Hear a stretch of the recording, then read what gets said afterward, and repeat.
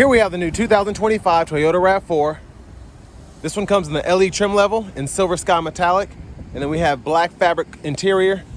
The powertrain consists of a 2.5 liter naturally aspirated 4-cylinder engine, and that's mated to an 8-speed automatic transmission.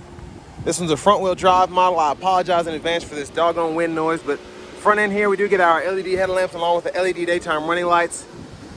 And a nice look here for the RAV4 ever since it got its refresh here. It hasn't really seen a true redesign in some time, but I'm here for it. Still a great seller for Toyota. And down here, these are 17-inch steel wheels with the covers on them. And the covers look really good, honestly. Unless you get up on the wheel, it doesn't look like a hubcap. And then over here to the door, we have one-touch up and down windows on all 4 doors, power door lock controls, rear window lock, power mirror controls, bottle holder, auto high beams, gas cap release, hood release. And then we do get a manual tilt as well as telescoping steering wheel.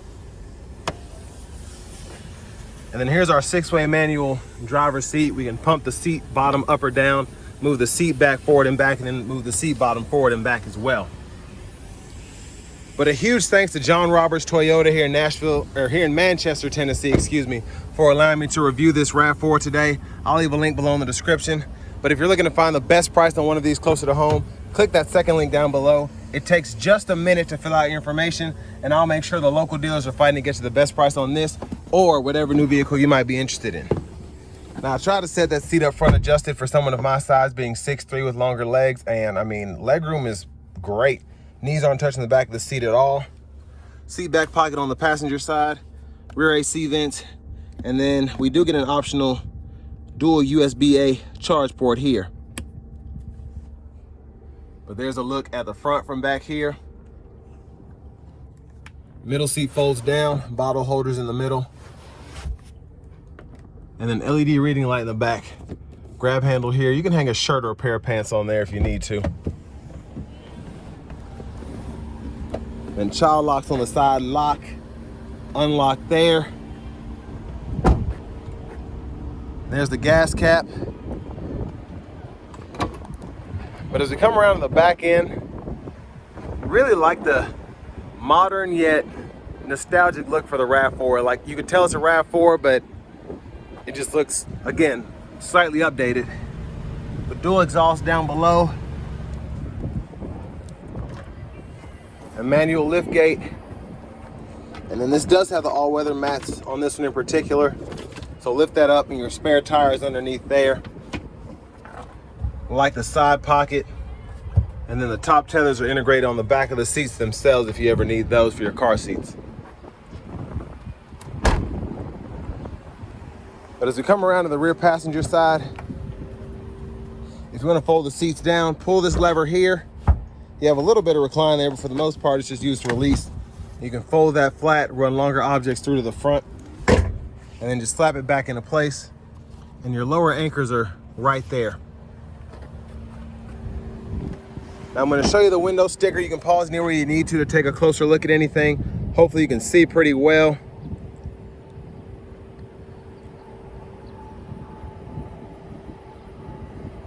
But this sticker's for only $31,418, so not bad at all. Now what is great is this fuel economy with an 8-speed automatic and a naturally aspirated engine. 27 city, 35 highway is fantastic. And then to the front passenger seat, 4-way manual, so seat back, seat bottom there. Little top cubby, and then a bottom traditional glove compartment there that you can lock.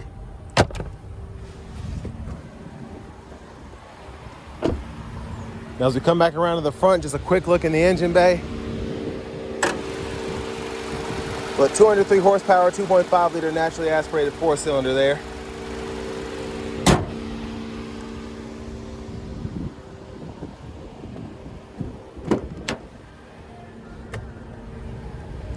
Now to the blinker.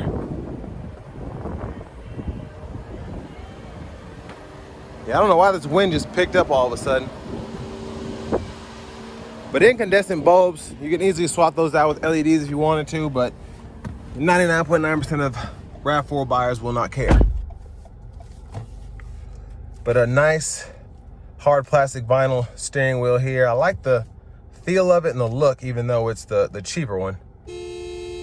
There's the horn, and unfortunately, no matter what trim you get, that's gonna be the sound of the horn, but again, not really a big deal. It has its purposes. But over here to the radio, we have the Experience Drive Connect if you want cloud navigation. We have our AM, FM, XM radio, and then on top of that, we have Bluetooth audio, wireless Apple CarPlay and Android Auto compatibility. You have your 2 vehicle settings here, and then your traditional settings, go to general. You can change your units of measurement or language, and then your Bluetooth connections, Wi-Fi, hotspot, sound, all of that can be adjusted in here as well. Hazards down here, and then you do get that volume knob. You can click to turn the audio off. Backup camera, guidelines follow you as you turn the steering wheel. You can change the view as well if you want a wider angle. And then down here we have single zone manual climate control, so we can adjust fan speed here, fan direction here, and then temperature there. Cut the whole system on or off here. And then your auto stop toggle is there, and your traction control toggle is here. 12-volt USB-A port, electronic parking brake, pull up to engage, hit the brake, press down to disengage, automatic brake hold there. Your drive modes, eco, normal, and sport are all push button here. Now to shift this 8-speed, hit the brake, pull on the lever behind, reverse, neutral drive, and you can come over here, you can manually shift, and you can see what gear you're in that bottom left-hand corner of the digital part of the gauge cluster. Bottle holders are here. Center console cubby space. Now this surprised me. 2 USB-C charge ports, so it's great to have that if you need to charge your phone, and then if you need to just plug it into the radio, you have the traditional USB-A. And there's a look at the back seat from up here. Lights here, sunglasses holder. And then you have your vanity mirror that actually has an LED light in it, so that's interesting. But back to the steering wheel itself. Blinkers, daytime running lights, all the lights are off. Intermittent wipers over here, one time off, intermittent low, high. And then you have your rear wiper here. Push back for the rear fluid, pull up for the front fluid. And then back to the steering wheel itself, you have your radar cruise. You can hold this when you turn it on and it'll turn to the regular cruise, and then set your speed, cancel, the lane keeping system, gap adjust for the radar cruise, and then you can go through your track list or radio station presets with these 2 arrows, excuse me, and then this mode button goes through your audio sources. Volume controls, voice recognition, Bluetooth, and then these 4 arrows in this back button, those go through the middle part of the gauge cluster. So you can go in here and make sure the lane tracing assistant has a lane center on, and then you have the other safety settings that you can fool with. And then at the bottom, you can go through these sub menus and then pull up your options. So your tire pressure monitors are here, and then you can see the compass, fuel economy, all of that. And then our key is in the ignition right here, unlock, lock, and then your panic button. But next, let's go ahead and take this 2025 Toyota RAV4 LE out on the road for a test drive. So starting the test drive in the RAV4 here, this feels a lot better than the 2018 RAV4 that I used to have. I just like the pickup here. It just feels better. I don't know if it's a transmission or the engine got tuned up a little bit, but it just feels better than the 18 Limited was that I used to have. Still not fast, but I mean, it does better getting up to speed in my opinion. Now here in eco mode, ride's pretty good. Could barely hear the engine. It's getting windy out here, as you heard in the walk around portion, so getting a little bit of that going on. But for the most part, everything else is pretty solid. Where it's so quiet in here from the engine and all of that, I can hear the road noise just a little bit on this stretch of pavement. And then you can hear the wind noise as well whenever that kind of blows through.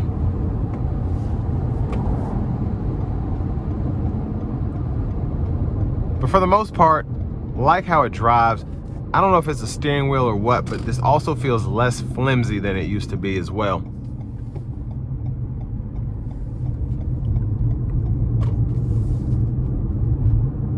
Now, as for the setup here, where the hood slopes down so much, the screen, it's not impeding my vision, but it can be a distraction because you don't really see much that's in front of you in front of the dash here. That is just kind of up and out while the rest of the dash is kind of lower, but it's just something that I feel like a lot of RAV4 buyers might bother them, so I wanted to point that out. But again, it doesn't affect visibility at all. If anything, it's a very, very slight distraction. But in the LE trim, it looks good. Goes with all the buttons and knobs down below. It's basic. And a lot of people, that's what they want in their vehicle. They don't want to spend 45, 50 grand on a vehicle that they could get for 30 grand without all the bells and whistles. And with interest rates the way they are, that's a big difference in payment. But you know, that's why these manufacturers have been in business so long. They know what certain customers want. And this is for the penny pincher, I guess, of the RAV4 buyer. If you want something that's nice, solid, efficient, reliable, but you don't want to spend money for stuff you're not going to use, this is the way to go. You still get your wireless CarPlay, Android Auto. You still get your radio. You don't get the CD player anymore, unfortunately, for those of you that are looking for that, but big plus is going to be the adaptive cruise with the lane centering. We'll test it out getting on the interstate, but I'm going to let this ride in silence for a minute.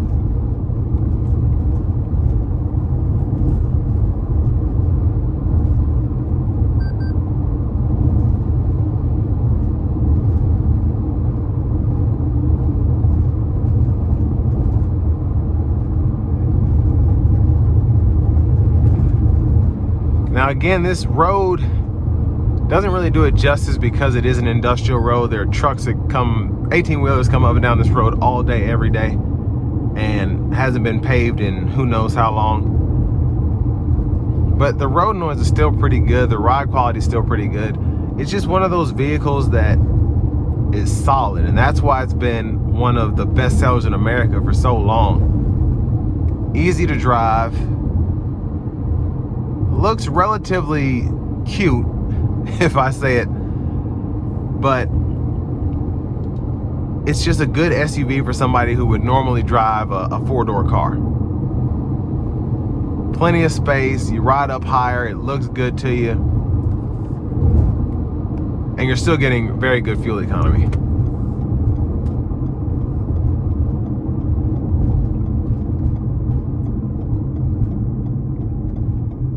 Now I'm going to put it in normal mode just for a second.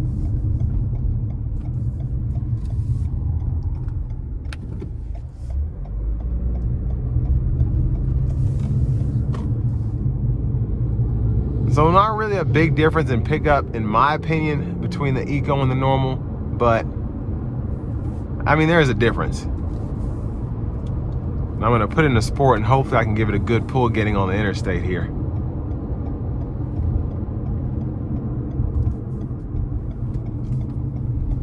Here we go.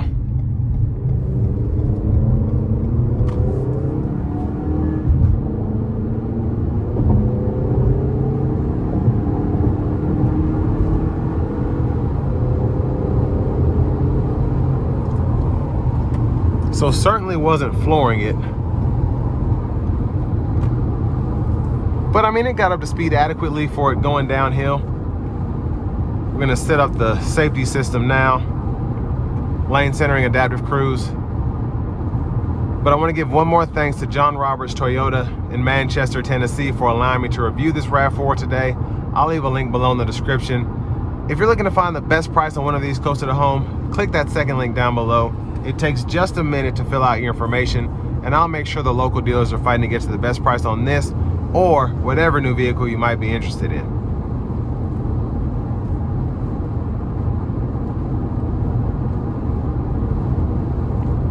I mean, it's just, again, everything is good about the RAV4. The ride is good. It's not the best. The steering is good. It's not perfect, but it's a solid vehicle for someone who's trying to stay on a budget. Now, it's not the Lexus. It's not an Infiniti, even though it rides better than some Infinitis do. But again, it's just a solid car. It's a solid vehicle. If you want something that gets fuel efficiency like an older Camry, but it's an SUV. Now, with this being the LE, you don't have blind spot monitors. Again, you get the lane centering and adaptive cruise, but this is bare bones. And it's not all-wheel drive, but still for under 32 grand, really nothing to complain about.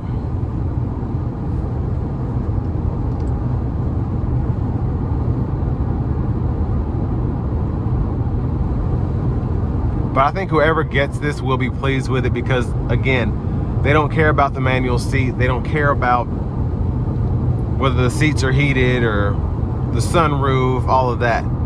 They just want something to get them from point A to point B, and they want something that they are happy to look at when they get up in the morning. And for that buyer, this is perfect. Not too flashy, still relatively modern looking. You can tell it's a new one over an old one. But it's just a solid point A to point B form of transportation if you're not wanting to break the bank. And with all that being said, this will bring me to the end of my review of this 2025 Toyota RAV4 in the LE trim level.